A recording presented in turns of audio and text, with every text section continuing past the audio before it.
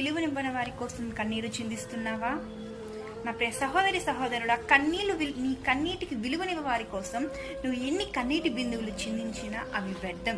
ఎందుకంటే ఈ లోకానుసారంగా నీ కన్నీటికి ఎవరు విలువనివ్వరు. ఎందుకంటే వాళ్ళు నిన్ను ప్రేమించరు, నీ కన్నీటిని ప్రేమించరు. కానీ నిన్నుగా ప్రేమించి నీ దగ్గర ఏమి ఉన్నా లేకపోయినా నిన్ను తన కుమార్తెగా ఎంచుకున్న యేసయ్య ప్రేమ కన్నా ఏ ప్రేమ శాశ్వతం కాదు.